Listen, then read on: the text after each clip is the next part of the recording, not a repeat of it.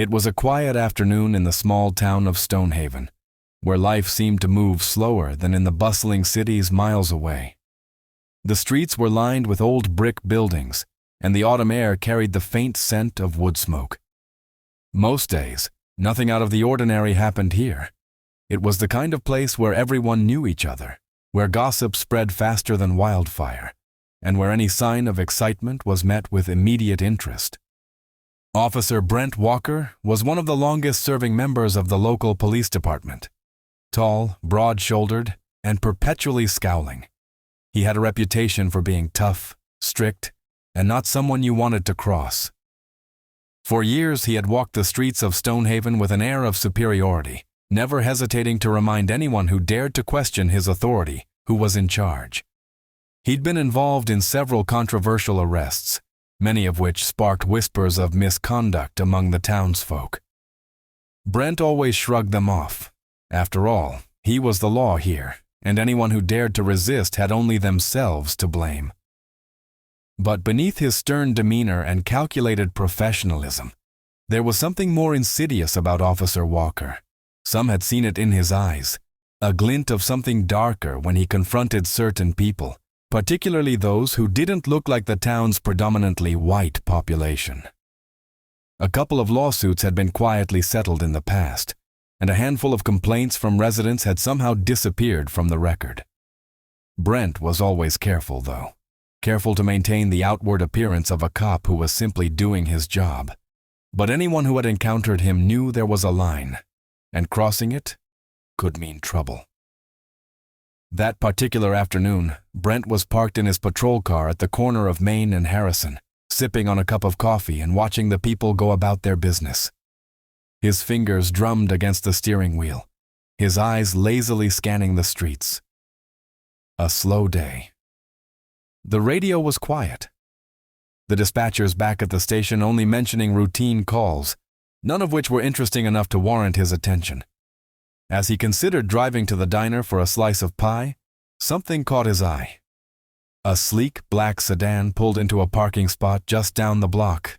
The car was clean, too clean for Stonehaven, with tinted windows that hinted at wealth or, at the very least, someone from out of town. Brent's gaze sharpened. Visitors to Stonehaven were rare, and in his experience, anyone who came through was either lost, passing through, or trouble. He watched closely as the driver stepped out. A tall black man, sharply dressed in a fitted dark suit, stood up, adjusting his cufflinks with an air of confidence. Brent immediately felt the hairs on the back of his neck stand up. Something about the man rubbed him the wrong way. Maybe it was the way he seemed so out of place in a town like this. Brent watched as the man grabbed a briefcase from the back seat and locked his car with a casual press of a button. Brent's mind began to churn. There weren't many black folks in Stonehaven, and those that did live here kept to themselves, not wanting any trouble. But this man was different. He didn't have the look of someone who felt out of place. He walked with a kind of calm that seemed to challenge the very air around him, as if he didn't care what people thought of him, as if he belonged wherever he chose to be. Brent didn't like that one bit. He tapped his fingers against the steering wheel for a moment, debating whether or not to get out of the car. Legally, the man hadn't done anything wrong. He had parked his car like anyone else, walked calmly, and hadn't caused any disturbance. But something in Brent's gut told him this man was trouble. He had a sixth sense about these things, or at least that's what he told himself. "Better check him out," Brent muttered to himself, pushing open the door of his cruiser. He stepped out, adjusting his belt as he walked down the street toward the man. His boots thudded against the pavement with the kind of heavy authority he was known for, and the people passing by instinctively moved out of his way. Brent never needed to say anything to command respect. His presence was enough. The man with the briefcase had stopped in front of a small building that housed a lawyer's office and a couple of other businesses. He was just about to enter when Brent's voice cut through the quiet afternoon. "Hey, you!" The man paused, his hand on the door handle. Slowly, he turned around, his expression calm but curious. He didn't say anything at first, just watched as Brent approached him, eyes narrowing slightly as if assessing the situation. Brent stopped a few feet away, his hand resting casually on the baton hanging from his belt. He tilted his head, looking the man up and down. There was something about him that irked Brent even more up close. The way he seemed completely unfazed by the officer's approach, as if he had nothing to fear. "You got a reason for being here?" Brent asked, his tone laced with the unspoken accusation that hung in the air. The man raised an eyebrow, clearly not intimidated. "Excuse me?" "I asked what you're doing here," Brent repeated, his voice hardening. "This ain't exactly a place where we get a lot of visitors." The man stood a little straighter, his eyes locking onto Brent's with a calm intensity that only seemed to make the officer more uncomfortable. "I don't think I owe you an explanation, officer," he said evenly. "I'm here on business." Brent's jaw tightened. He didn't like that answer. Not one bit. "Business, huh?" Brent said, stepping closer. "Mind telling me what kind of business that is? Seems like you're in an awful rush to get somewhere." The man didn't flinch. "I don't see how that's any of your concern." Now the tension in the air was palpable. A couple of passers-by had stopped at a distance, sensing that something was happening. Brent could feel the weight of their stares, but he didn't care. He wasn't about to let this man walk away without giving him some answers. "You need to watch your tone," Brent warned, his voice low and dangerous. "This is my town, and I don't take kindly to people coming in here thinking they can do whatever they want." The man sighed, glancing at his watch as if this entire exchange was more of an inconvenience than a genuine concern. "Officer," he began, his voice steady, "I don't want any trouble, but if you're going to keep harassing me without cause, we're going to have a problem." Brent felt his pulse quicken. Harassing. That word echoed in his mind, inflaming the anger that was already simmering beneath the surface. Who did this guy think he was? Coming into his town, disrespecting him, and throwing around accusations. "I don't know who you think you are," Brent said, his hand moving toward his radio. "But you better start showing some respect, or you'll be leaving here in cuffs." The man didn't back down. Instead, he reached into his jacket pocket slowly, never breaking eye contact with Brent. For a split second, Brent's hand flew to his baton, his body tensing as he prepared for the worst. But the man didn't pull out a weapon. Instead, he produced a slim leather wallet, flipping it open with a practiced motion. Brent's eyes flicked down to the wallet, and for a moment, he didn't comprehend what he was seeing. But then, the color drained from his face. Inside the wallet was a badge. Not just any badge. FBI. The man closed the wallet and tucked it back into his jacket, his expression still calm, but there was something else in his eyes now. Something cold and calculating. "I'm Agent Marcus Carter," the man said, his voice carrying a subtle authority that made Brent's stomach churn.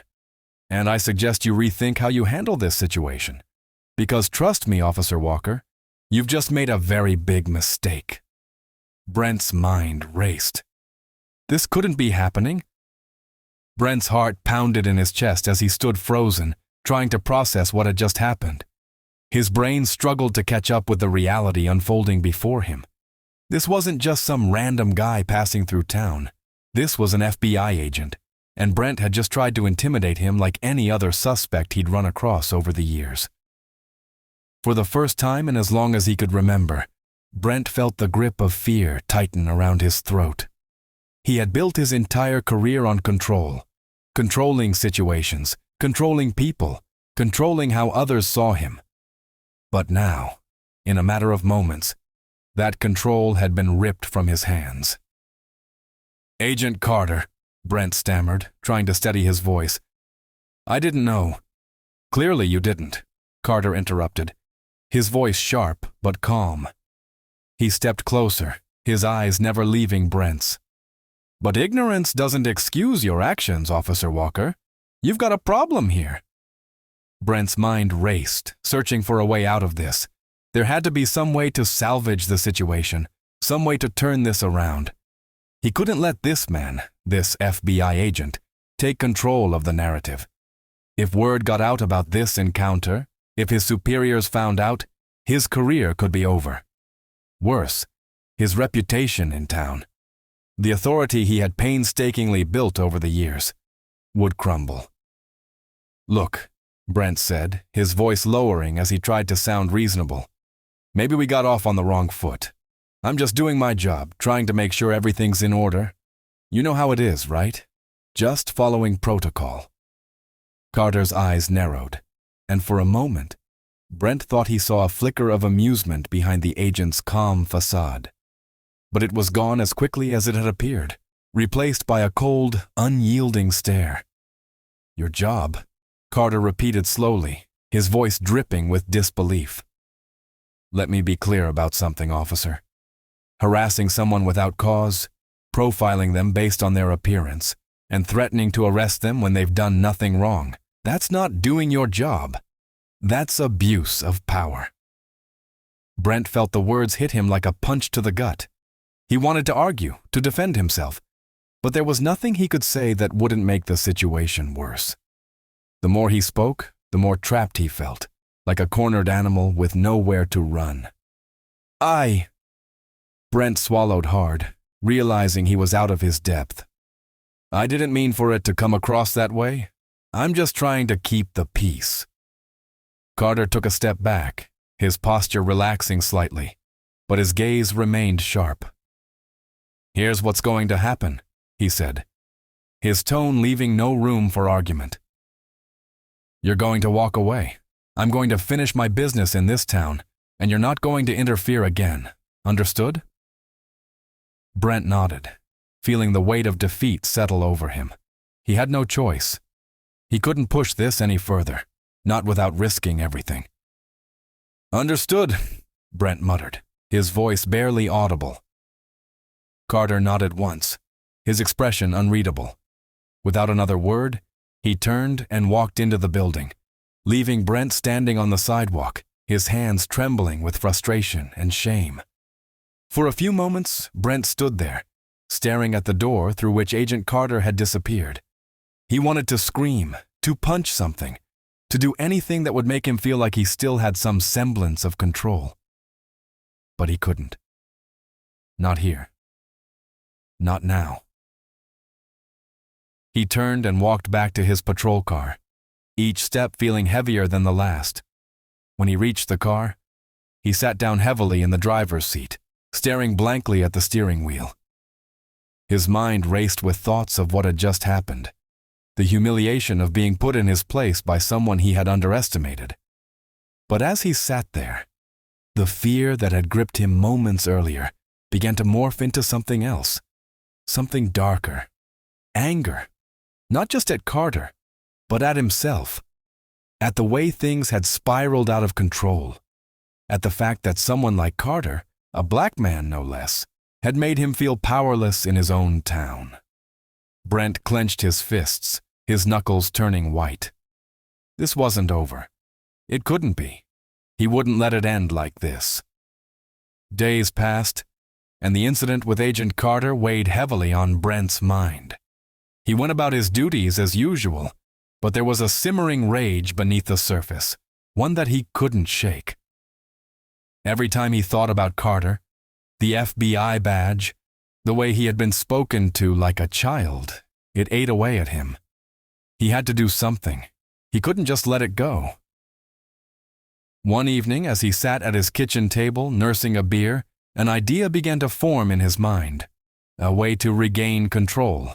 A way to show Carter, and anyone else who thought they could challenge him, that Brent Walker wasn't someone to be messed with. It started with small things. Checking into Carter's background, asking around about the FBI's presence in the area, trying to gather any information he could. Brent had his connections, people in town who owed him favors, people who wouldn't ask questions if he needed them to keep an eye on things. But the more he dug, the more he realized just how careful Carter had been. There was nothing out of place, nothing that Brent could use to his advantage. It was as if the man had appeared in Stonehaven and vanished just as quickly, leaving no trace behind. This only fueled Brent's anger further. Carter was untouchable, it seemed, and that made Brent want to tear him down even more. Then one night, as Brent was going over the few pieces of information he had managed to gather, a knock came at his door. Surprised, Brent set down his beer and walked to the door, opening it cautiously. Standing there was a man Brent didn't recognize. Tall, lean, with sharp features, and a suit that looked almost too expensive for someone in a town like this. There was something unsettling about the man's smile, something that made Brent's instincts scream at him to be on guard. "Officer Walker," the man said smoothly, his voice oozing with confidence. "Mind if I come in? I believe we have some mutual interest to discuss." Brent narrowed his eyes, but something about the man's demeanor made him step aside, allowing him into the house. The man walked in without hesitation, glancing around briefly before turning back to Brent. "You've been asking questions?" the man said, his tone casual but with an underlying edge. "About Agent Carter." Brent felt a chill run down his spine. "Who are you?" The man smiled again, though it didn't reach his eyes. "Let's just say I represent certain parties who aren't particularly fond of the FBI. And from what I've gathered, you and I have a common goal. You want Carter out of the picture, permanently." Brent's heart skipped a beat. He hadn't expected this. But the idea, the possibility that there might be a way to get rid of Carter, to take back the power he had lost, was tempting. "What are you suggesting?" Brent asked, his voice low. The man's smile widened. "I'm suggesting that we help each other. You provide the information we need, and in return, we make sure Agent Carter is no longer a problem for you. Ever again." Brent hesitated. This was dangerous territory, and he knew it. But the anger, the humiliation, the need for revenge, it was all too strong to ignore. "I'm listening," Brent said, his voice steady despite the storm brewing inside him. And just like that, a new plan began to take shape. One that would change everything. Weeks passed, and Brent found himself deeper and deeper in a web of conspiracy and corruption. The man who had visited him, who only referred to himself as Mr. Gray, had connections that went far beyond what Brent had ever imagined. Together, they worked to undermine Carter, planting evidence, creating false leads, anything to discredit the FBI agent and paint him as a threat. But as the plan unfolded, Brent began to realize just how dangerous Mr. Gray and his associates were. They weren't just trying to get rid of Carter. They were dismantling everything he stood for. And soon, Brent found himself in over his head, trapped in a situation that spiraled far beyond his control. When the FBI eventually caught wind of the plot, things escalated quickly. An internal investigation was launched, and Brent was forced to confront the consequences of his actions. The walls closed in around him, and the very power he had sought to protect crumbled beneath him. In the end, it wasn't just Agent Carter that Brent had underestimated. It was the system itself, and how easily it could turn on those who tried to bend it to their will. And as Brent sat in the interrogation room, staring down at the cold metal table, he realized too late that in his quest for control, he had lost everything. As Brent sat in the interrogation room, the fluorescent lights above him flickering, his thoughts raced back to every decision that had led him here. He had never imagined that things could unravel so quickly, that the very system he had relied on for protection would be the one to crush him. The room was cold, and the silence was suffocating. He had been sitting there for hours, waiting for someone to come in, to tell him what he already knew, that his career was over, that his life was about to fall apart in ways he couldn't have foreseen. The clock on the wall ticked slowly, each second dragging on, amplifying the dread that had settled deep in his chest. Finally, the door opened with a soft click. Brent didn't look up at first. He didn't need to. He knew who it would be. The same man who had humiliated him on the streets of Stonehaven, who had walked away unscathed while Brent's life crumbled around him. Agent Marcus Carter stepped into the room, his expression calm but serious, a stark contrast to the panic that was bubbling just below the surface of Brent's thoughts. He carried a folder under his arm, and as he sat down across from Brent, he placed it gently on the table between them. Brent finally looked up, meeting Carter's eyes.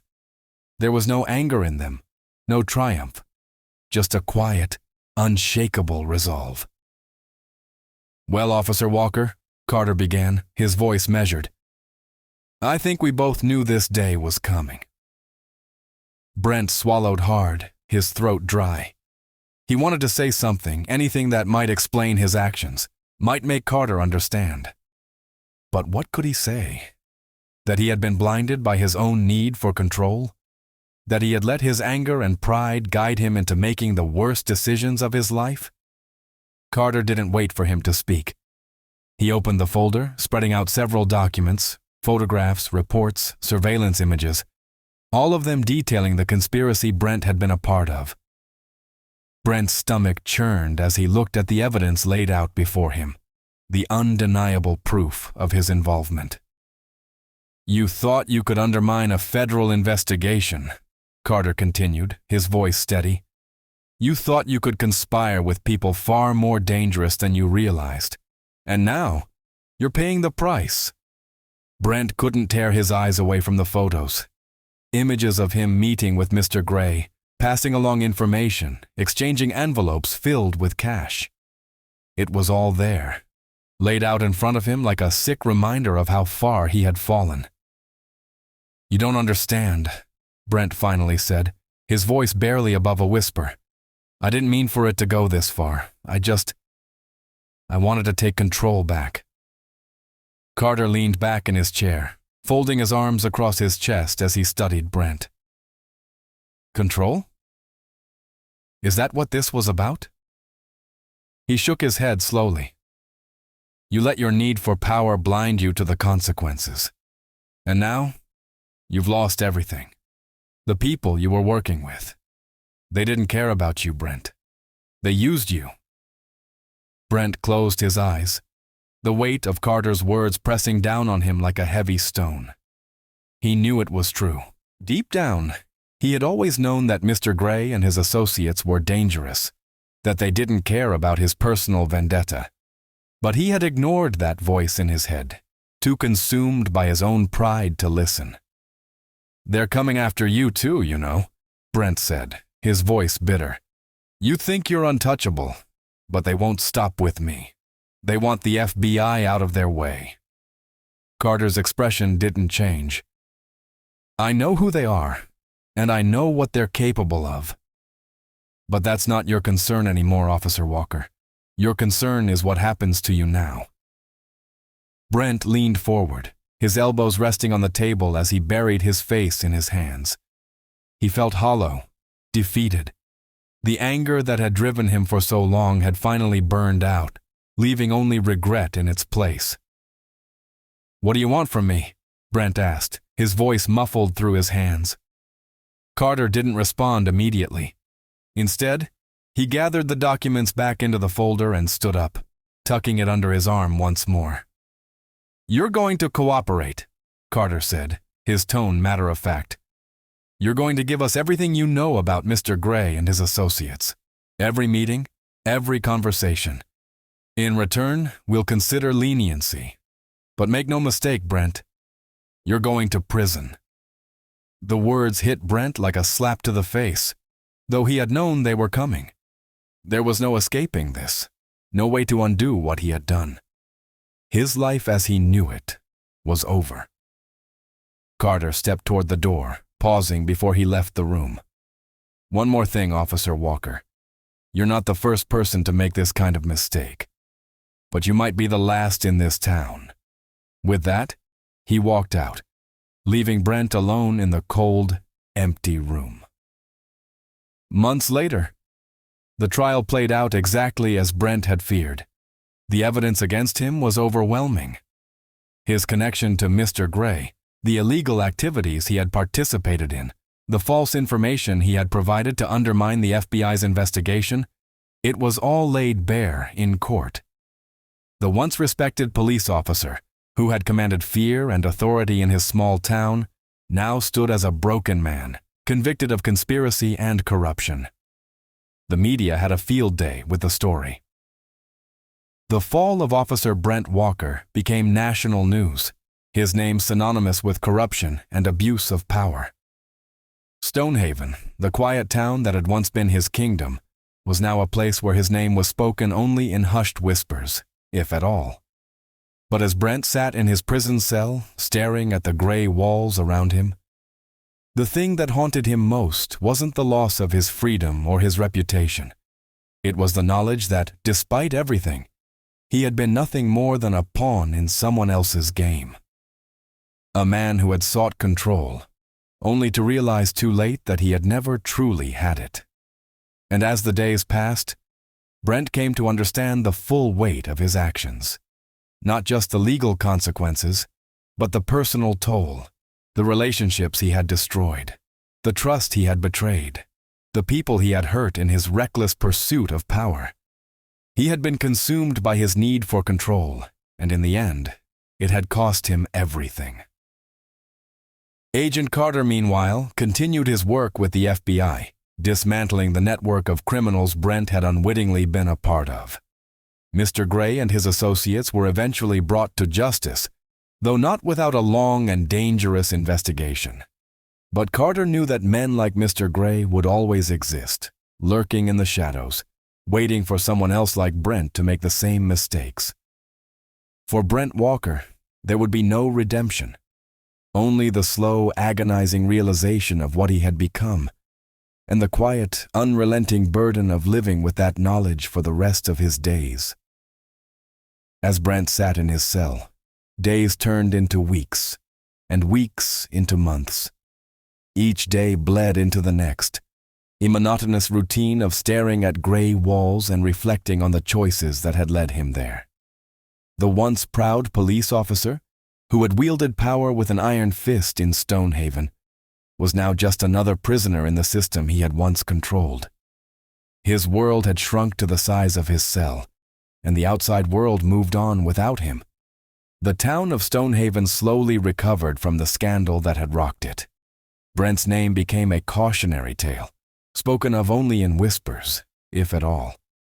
The town's residents, who had once feared and respected him, now viewed him with a mixture of pity and disdain.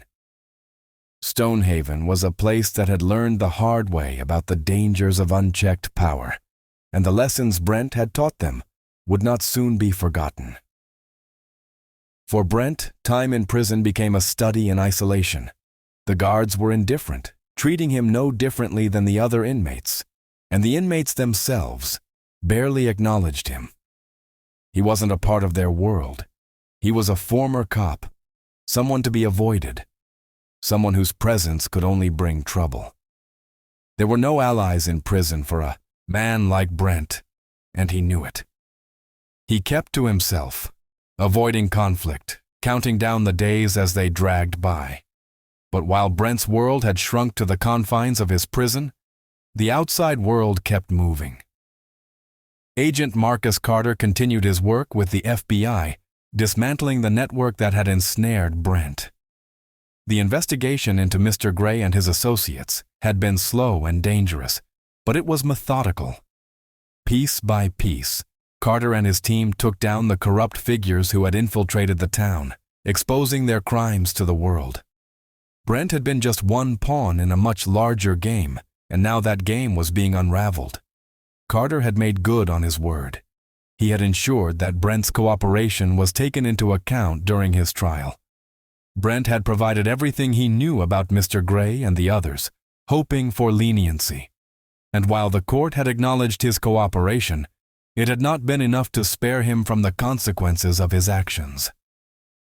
Brent was sentenced to several years in prison, a reduced sentence compared to what it could have been, but still enough to strip him of everything he had once valued.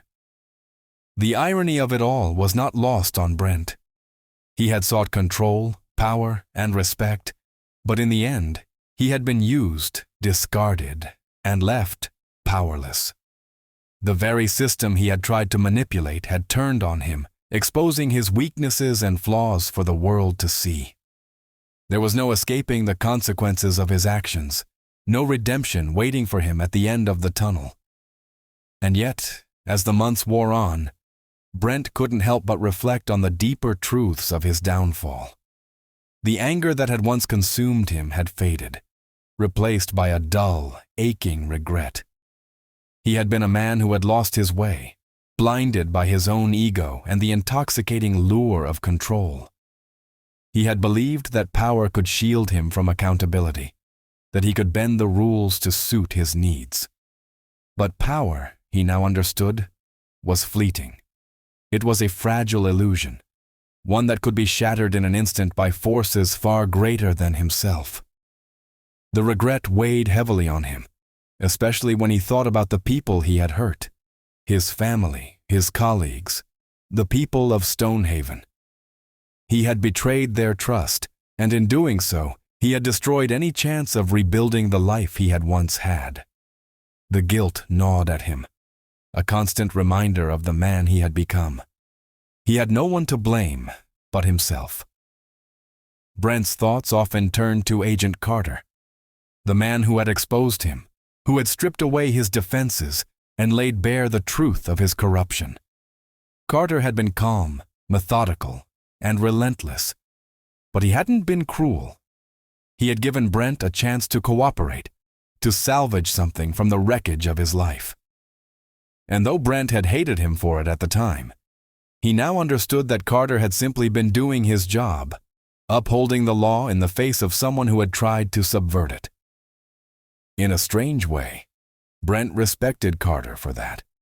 Carter had represented everything that Brent had once believed in, before he had allowed his own ambition and anger to cloud his judgment.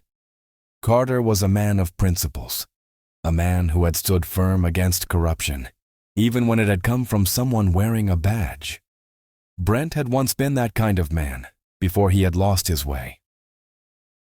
As the years passed, Brent's bitterness faded into acceptance. There was no changing the past, no undoing the damage he had caused. All he could do was serve his time, reflect on his mistakes, and hope that someday he might find a way to make peace with the man he had become. When Brent's sentence finally came to an end, he was released quietly, without fanfare. There was no one waiting for him on the outside, no family, no friends. Stonehaven had long since moved on, and Brent was a forgotten relic of its past. He walked out of the prison gates alone, carrying only the weight of his regrets and the knowledge that his life, as he had once known it, was over. He didn't return to Stonehaven. There was nothing left for him there, and he knew that. Instead, he drifted from town to town, living a quiet, unremarkable life, far removed from the power and control he had once craved. He took odd jobs where he could find them, keeping to himself, never staying in one place for too long. Brent had learned his lesson, but it had come at a steep price. He had been a man who had believed in control, who had thought that power could shield him from the consequences of his actions. But in the end, power had been his downfall, and the man who had once ruled over Stonehaven with an iron fist had been reduced to nothing more than a shadow of his former self. In the quiet moments, when he was alone with his thoughts, Brent would sometimes think about the man he had once been, the ambitious police officer who had believed he was untouchable. He would think about the choices he had made, the people he had hurt, and the life he had thrown away in his reckless pursuit of control. And he would wonder if, somewhere along the way, he could have made a different choice. If, perhaps, he could have been a better man. But those thoughts were fleeting, swallowed by the reality of his new life. Brent Walker was no longer a man of power. He was just a man trying to find some small measure of peace in the wreckage of his past. As Brent Walker wandered through the years of his new, quiet existence, he came to understand a truth that had eluded him in his former life. The pursuit of power, when driven by ego and unchecked ambition, leads not to strength, but to destruction. True power, he realized, was never about control over others. It wasn't about status, intimidation, or bending the rules to serve your desires. It was about integrity, the ability to stand firm in your principles, and the courage to make the right choices, even when no one is watching. Brent had lost everything because he had forgotten that power, without responsibility, is a double-edged sword.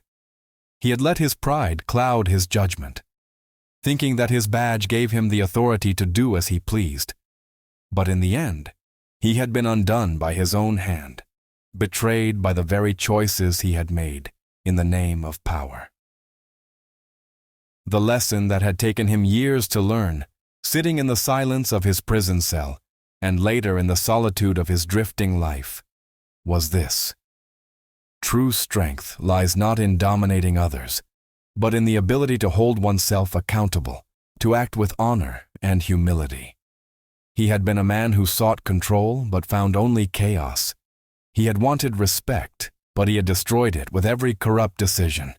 In seeking power, he had lost the very things that made him a man of worth: trust, loyalty, and the respect of his community. The irony was that the power he had craved had never been external at all. It was always within him, in the choices he could have made to do the right thing, to serve and protect as he had once vowed. Brent's life, once defined by corruption and regret, now held a single valuable lesson. Real power is not about controlling others, but controlling yourself. It is in the quiet, everyday acts of integrity, in the strength to resist temptation, and in the courage to admit when you've gone wrong and make amends. Though Brent could never fully undo the damage he had caused, the lesson he had learned would stay with him for the rest of his life. A reminder that the only power worth having is the power to live a life of honor, one decision at a time.